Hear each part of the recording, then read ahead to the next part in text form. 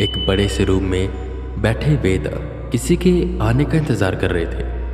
उस रूम में बस 2 सोफे, एक मेज, आसपास डेकोरेशंस की चीजें जैसे लकड़ी के बने गेंडे, हाथी और एक तरफ सुंदर सा गुलदस्ता रखा हुआ था। दीवार पर टंगी थी कुछ फोटोज जिसमें फॉरेस्ट ऑफिसर की तस्वीरें थी, ग्रुप में सोलो, कभी ट्रैकिंग करते हुए, कभी बंदूक के साथ। और उसमें एक शख्स जिसकी तस्वीर सबसे ज्यादा थी, उनका नाम लिखा हुआ था संग्राम सिंह राठौड़। भारी मूछे, लंबा चौड़ा शरीर, माथे पर एक बड़ा सा घाव का निशान, जैसे मानो किसी जानवर से लड़ते वक्त मिला हो। वेदा भी उन तस्वीरों को देख ही रहे थे कि उन्हें भारी कदम की आवाज़ सुनाई दी। वेदा सीधे बैठे कि तभी दरवाज़ा खुला।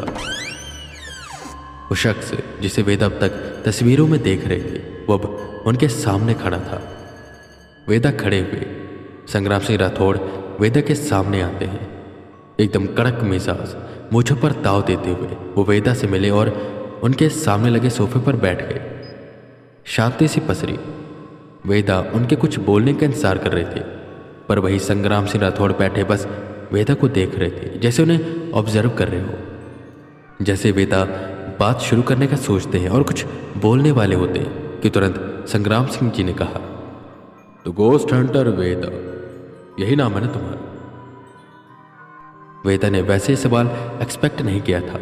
उन्हें लगा था शायद उनसे हाल चाल पूछेंगे या चाय कॉफ़ी पूछेंगे, पर खैर ठीक है।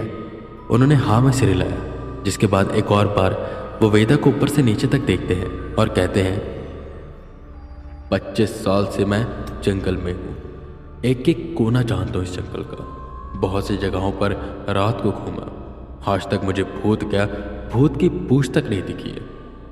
और तुम सब पता नहीं कौन से भूत की बात करते हो। मैं तो अभी भी यही मानता हूँ कि वो जो भी है या तो कोई भालू है या कोई और जानवर, पर ये जो मेरे साथी हैं ये नहीं मानते। संग्राम सिंह ने अपने माथे पर बने उस निशान की ओर इशारा किया और कहा, देख रहे हो ये निशान मुझे सन 1992 में मिला था। यही टनल के पास एक बहुत ही बड़ा भालू आया था। बंदूक थी नहीं मेरे पास, उस समय पर हाथ था। मैंने उससे लड़ना शुरू किया। काफ़ी देर तक मेरी लड़ाई चली और उसी में मुझे ये घाव मिला, पर आखिर में जीत किसकी हुई? मेरी। दुम दबाकर भाग गया वो। मैं तभी भी इनसे कहता हूँ, मुझे जाने दो, पकड़ के भूत बना दूंगा मार मार कर। पर नहीं, इन्हें तो गोस्ट हंटर चाहिए। इन्हें लगता है वहाँ पर कोई भूत है या कोई क्रिएचर है। All bullshit. खैर, अब जब तुम आ ही गए तो बताओ क्या लोगे? चाय, कॉफ़ी? वैसे यहाँ पर पूछा नहीं जाता, जो सब पीते हैं वही तुम्हें पीना पड़ेगा। बहादुर सिंह, 2 कप चाय लेकर आओ और उसी के साथ वो स्पेशल मिठाई ले आना। वेदा को ऐसा लग रहा था जैसे वो किसी आर्मी कैंप में बैठे हुए थे और वो भी स्टूडेंट है। उन्होंने अब तक एक शब्द नहीं बोला था, पर उनकी बातें जैसे पूरी हो चुकी थी। कुछ देर बाद एक शख्स अंदर आया, बहादुर सिंह। ट्रे पकड़ी जिसमें 2 कप चाय थी, एक कटोरी थी जिसमें 3 पीस मिठाई के थे। लो गोस्ट हंटर, ये यहाँ की फेमस मिठाई है और चाय पीते पीते मुझे अपने बारे में कुछ बताओ। जब से आए हो चुप बैठे हुए हो, बात कर लेते हो या गूंगे हो? इतना बोल उन्होंने चाय उठाई और चाय की चुस्की लेते हुए वेदा के कुछ बोलने का इंतजार करने लगे। वेदा ने चाय का कप उठाया और वो मने मन बुदबुदाए, कब से खुद ही बोल रहे, मुझे कुछ बोलने दे नहीं रहे और कह रहे मैं चुप बैठा हूं। एक चुस्की ली और बोले, जी वैसे मेरा नाम गोस्ट हंटर वेदा नहीं, ये तो लोग मुझे प्यार से बुलाते हैं। मेरा असली नाम वेदांत मिश्रा है। मैं बस लोगों की मदद करता हूँ, उन्हें ऐसी ताकतों से बचाता हूँ जो इस दुनिया की नहीं होती। अब आप उन पर यकीन रखो या ना रखो, वो होते हैं। अब अगर देखा जाए तो मैंने लंदन देखा नहीं है, मतलब अपनी आंखों से नहीं देखा, मैं वहाँ पर गया नहीं, बस मैंने सुना है, टीवी में देखा है। पर मेरे देखने से या ना देखने से उसकी वास्तविकता पर कोई फर्क नहीं पड़ता। वही बात है ना, जिसे मैंने देखा नहीं वो है या नहीं, मैं उस पर सवाल नहीं कर सकता। आपने कभी ऐसी ताकतों को देखा नहीं तो आप सीधा इनकार कर रहे हो कि ऐसी ताकतें नहीं होती। पर आप उनसे पूछिए जिनके ऊपर ये बीती है। खैर, वैसे मैं आपकी बात से सहमत हूँ, वो कोई भालू भी हो सकता है, पर एक बार मुझे देखने दीजिए। मैं अब तक बहुत से केसेस देख चुका हूँ जिसमें बहुत से गवर्नमेंट के केसेस थे, और एक तो आर्मी का केस था, चाइना और इंडिया के बॉर्डर साइड का। वहाँ पर कुछ गतिविधियाँ हो रही थी, तो मुझे बुलाया गया और मैं उन्हें शांत करके आऊँ, तो मुझ पर भरोसा रखिए। वेदा ने सीधे मुँह जवाब दिया, और जैसे वेदा बोलते जा रहे थे, संग्राम सिंह की भौहें ऊपर नीचे होती जा रही थी। उन्हें पहली बार कोई ऐसा शख्स मिला था जो सीधे मुंह उन्हें जवाब दे रहा था। उन्होंने चाय खत्म की और घड़ी की ओर देखा।